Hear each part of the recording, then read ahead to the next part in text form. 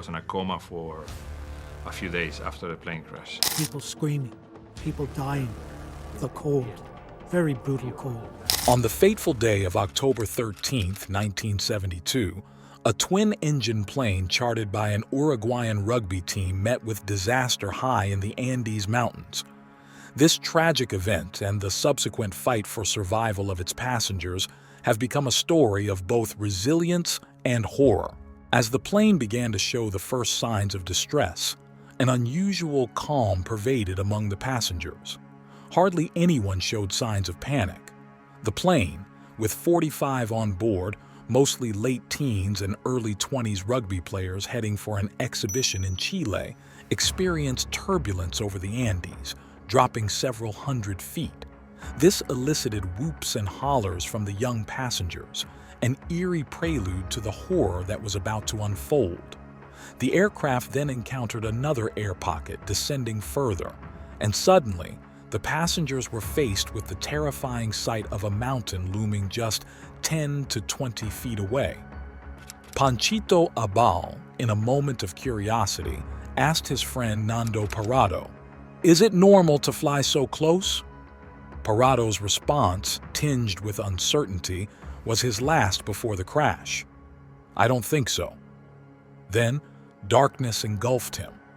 When Parado regained consciousness, nearly 2 full days had passed away. It was October 15th, 1972, but the scene was vastly different. The first thing I noticed when I stepped out of the fuselage was the white scenery, surrounded by mountains. The Uruguayan Air Force Fairchild F-227 had met its tragic fate in a glacial valley deep in the Andes 2 days prior.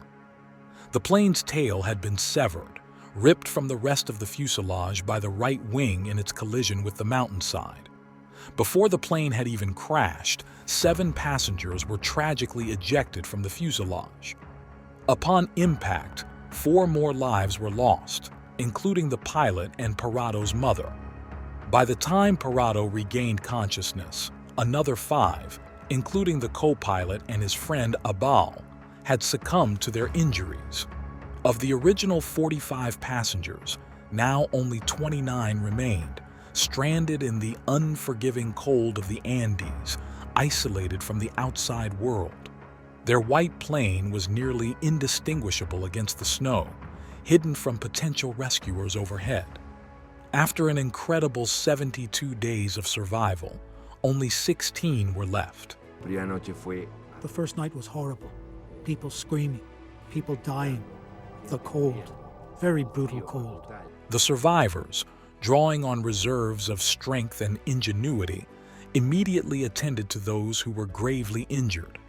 They gathered airplane seats, repurposing them into a makeshift shelter within the damaged fuselage, their refuge against the relentless cold. They ingeniously used aluminum from the seatbacks to melt snow, securing a vital supply of drinking water. Yet, despite these efforts, their food supplies were critically insufficient. One morning, Parado later wrote, he found himself cradling a single chocolate-covered peanut. "On the first day, I slowly sucked the chocolate off the peanut. On the second day, I sucked gently on the peanut for hours, allowing myself only a tiny nibble now and then. I did the same on the third day, and when I finally nibbled the peanut down to nothing, there was no food left at all." In the high altitude of the Andes, it was a matter of time before their bodies consumed themselves completely. They had only one choice, a choice that sent chills down everyone's spine. Using a shard of glass, some of the survivors sliced thin slices from the buttocks of one of the corpses, and silently, they began to eat. Yes, in a shocking revelation, it was discovered that the survivors resorted to consuming the bodies of their deceased companions. Initial global reactions were of shock and disgust, but this sentiment evolved into admiration for their extraordinary survival instincts and resilience. Their ordeal, known as the miracle of the Andes, became a symbol of human endurance.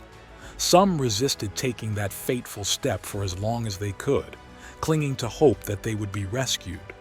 But then they found a transistor radio, and a small group listened intently as a Chilean news bulletin announced that official search efforts had ended. "Hey boys," one of them shouted to the rest of the survivors, "there's good news. They've called off the search."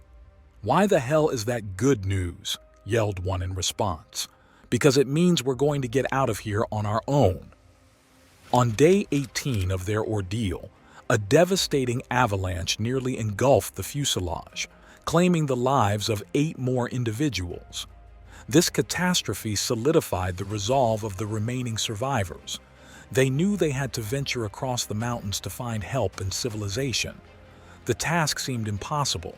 They were not seasoned mountaineers. Their strength was severely depleted, and they lacked proper clothing and equipment. Yet, there was no turning back. Determined, they crafted a sled and stitched together materials to make a sleeping bag, choosing those among them who would embark on this perilous journey. After extensive preparation, marked by setbacks and delays, a small party, initially 3 but later reduced to 2 to conserve resources, commenced their trek westward, aiming for Chile. Battling the extreme cold and the debilitating effects of altitude sickness, they managed the climb to the summit of a 15,000-foot peak. From there, they gazed upon an expanse of mountains and a snaking valley. "We have endured so much," said one of the climbers, Roberto Canessa, to his companion Parado. "Now, we might as well face death together."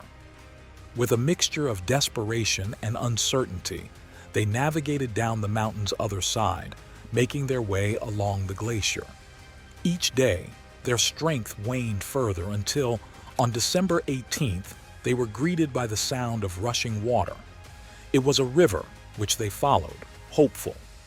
The next day brought signs of civilization: an old soup can, a horseshoe, cow dung, a herd of cows, and then, on the evening of December 20th, a miraculous sight: a man on horseback on the river's opposite bank. The next day, 3 more people showed up. Parado tried to tell them who he was by pretending to be a plane crashing, using his hands and body. He did this because the river was too loud for them to hear him speak. But as he did this, he was worried. He thought they might think he was crazy and just go away, leaving them there. He really needed these people to understand that they were in trouble and needed help. Instead, one of the men tied a note to a rock and threw it across the river. "Tell me what you want." Parado, his hands shaking, began writing. "I come from a plane that fell into the mountains." He explained that he and Canessa were weak and starving, that 14 friends remained on the plane, and that they needed help desperately soon. "When are you going to come fetch us? Please. We can't even walk. Where are we?" As he was about to throw the rock back, he paused. Was he even strong enough?